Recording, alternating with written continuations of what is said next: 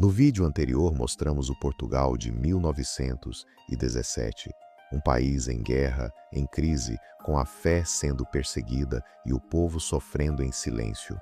Foi nesse cenário que 3 crianças disseram ter visto uma senhora de luz na cova da Iria. Mas quem eram essas crianças de verdade? O que a história oficial não conta sobre elas? Hoje vamos falar de Lúcia, Francisco e Jacinta não como personagens de um conto sagrado, mas como seres humanos reais, com medos, com dúvidas, com dor. Crianças que foram arrancadas de uma vida simples e jogadas no centro de um dos eventos mais polêmicos do século XX, sem pedir, sem escolher e sem ter a menor ideia do que estava por vir. Essa é a história que a maioria das pessoas nunca parou para conhecer. E ela é muito mais poderosa do que você imagina. Para entender o que essas crianças viveram depois das aparições, você precisa primeiro entender quem elas eram antes. Lúcia de Jesus. Rosa dos Santos nasceu em 22 de março de 1907, na pequena aldeia de Aljustrel, perto de Fátima. Era a caçula de 7 filhos de Antônio dos Santos e Maria Rosa. Sua família era camponesa, vivia da terra, criava animais e sobrevivia com muito pouco. O pai era um homem simples e bondoso. A mãe, Maria Rosa, era severa, trabalhadora e profundamente religiosa, mas também rígida e difícil de convencer. Lúcia aprendeu a rezar o rosário ainda pequena, ajoelhada ao lado da mãe toda noite. Desde cedo, sua tarefa diária era levar as ovelhas da família para pastar nos campos ao redor da aldeia. Francisco Marto nasceu em 11 de junho de 1908. Jacinta Marto, sua irmã caçula, nasceu em 11 de março de 1910. Eram filhos de Manuel Pedro Marto e Olímpia de Jesus, primos de Lúcia. Francisco era um menino tranquilo, observador e profundamente contemplativo para sua idade. Gostava de tocar flauta nos campos, enquanto as ovelhas pastavam.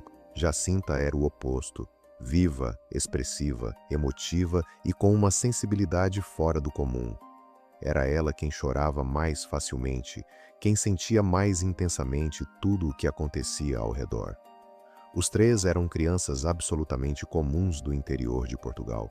Não tinham instrução formal, não sabiam ler nem escrever direito, não conheciam nada além daquelas colinas, daqueles campos e daquelas ovelhas. Seu mundo era pequeno, silencioso e simples, e era feliz à sua maneira, até maio de 1917. Depois da primeira aparição em 13 de maio de 1917, a vida das 3 crianças mudou de forma brutal e imediata, e não para melhor, pelo menos não no começo. A primeira reação em casa foi de descrença total. A mãe de Lúcia, Maria Rosa, era uma mulher de fé profunda, mas exatamente por isso ficou horrorizada com o que a filha dizia ter visto. Para ela, afirmar ter visto Nossa Senhora era uma blasfêmia, uma mentira perigosa, algo que poderia envergonhar e destruir a família. Ela pressionou Lúcia repetidamente para que admitisse que havia inventado tudo. Chegou a levá-la ao pároco local para que o padre a convencesse a confessar a mentira. Lúcia não cedeu. Os pais de Francisco e Jacinta foram um pouco mais abertos, especialmente o pai, Manuel Marto, que acreditou nos filhos desde o início. Mas a pressão da comunidade era enorme. As famílias foram alvo de curiosidade, de ceticismo, de chacotas e de hostilidade. Vizinhos questionavam, conhecidos duvidavam. E cada vez que as crianças voltavam à cova da Iria, o número de pessoas que as acompanhava crescia, trazendo junto mais atenção, mais pressão e mais perigos. Francisco e Jacinta, apesar de tudo, reagiram às aparições com uma serenidade impressionante para a idade.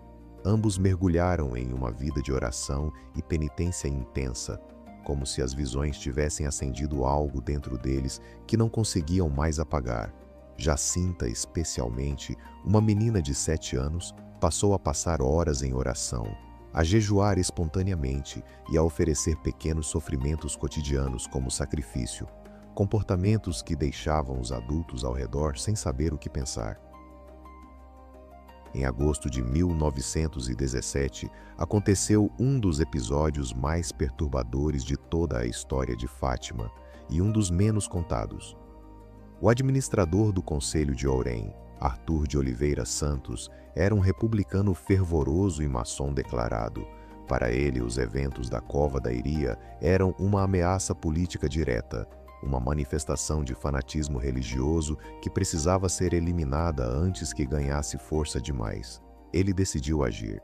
Em 13 de agosto de 1917, dia em que estava marcada a quinta aparição, Arthur Santos convocou as 3 crianças e seus pais para uma reunião.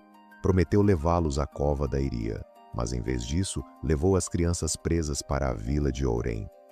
Lúcia tinha 10 anos, Francisco 9, Jacinta 7. Na prisão, as crianças foram interrogadas separadamente, com pressão psicológica intensa. O administrador tentou de todas as formas fazê-las revelar os segredos que diziam ter recebido. Prometeu recompensas, fez ameaças, chegou a dizer que as jogaria em uma caldeira de óleo fervente se não contassem tudo. Jacinta, a mais nova, chorou muito, mas nenhuma das 3 cedeu. Nenhuma revelou o que havia sido pedido para guardar. Nenhuma negou o que havia visto. Depois de 2 ou 3 dias, os relatos variam, as crianças foram soltas sem explicação. O episódio causou indignação entre os fiéis da região, e a aparição de agosto, que não aconteceu na Cova da Iria por causa do sequestro, teria ocorrido em outro local, numa propriedade chamada Valinhos, onde a senhora teria aparecido às crianças 4 dias depois de sua libertação. A tentativa de silenciá-las havia fracassado completamente. Durante as aparições, Nossa Senhora havia dito às crianças algo que as marcou profundamente, que Francisco e Jacinta seriam levados para o céu em breve. Para crianças de 9 e 7 anos, essa notícia teve um peso difícil de imaginar.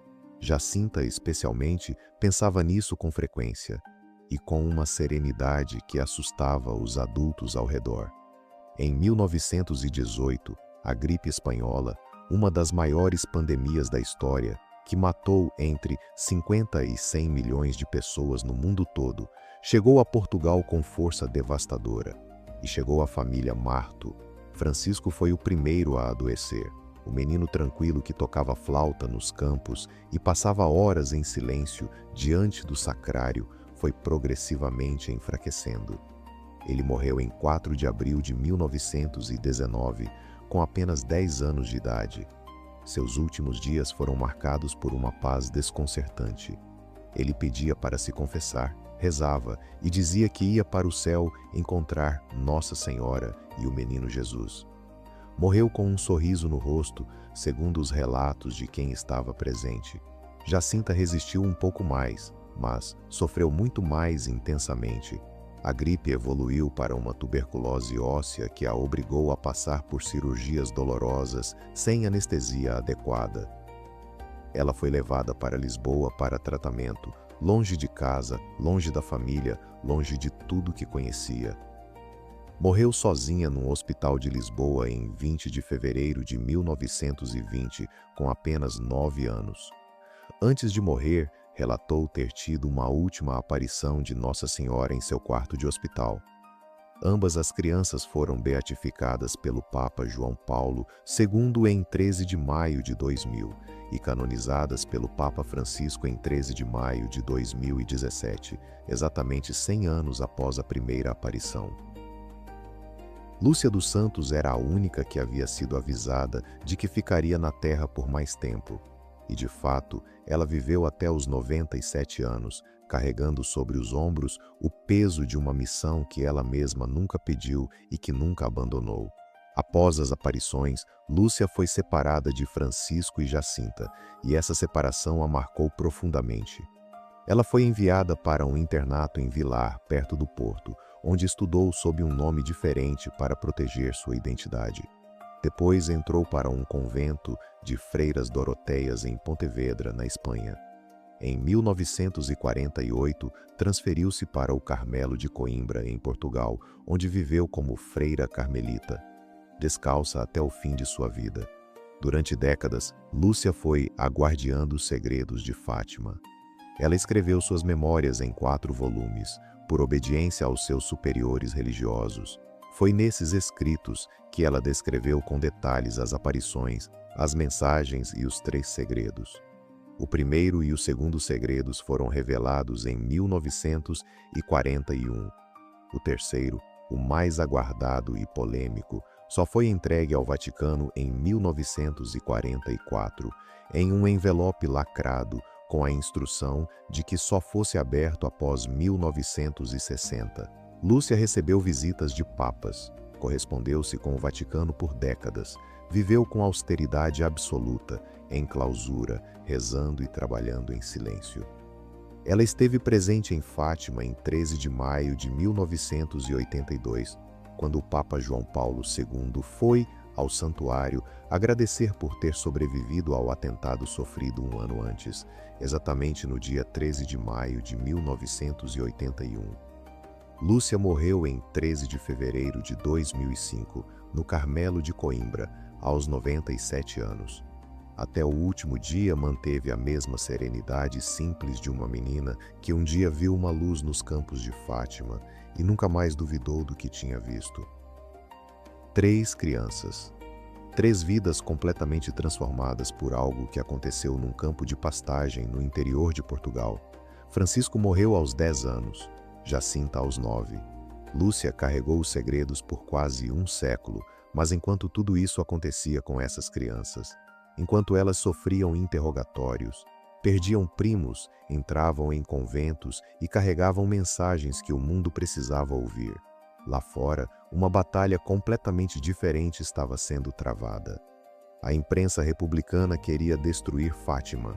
O governo queria silenciar Fátima. E o Vaticano observava tudo com extremo cuidado. Investigava, questionava, analisava cada detalhe antes de dizer qualquer coisa publicamente. Porque a Igreja sabe que afirmar demais pode ser tão perigoso quanto negar.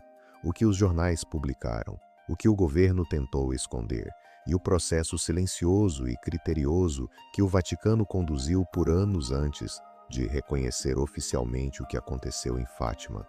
Esse é o tema do nosso próximo vídeo.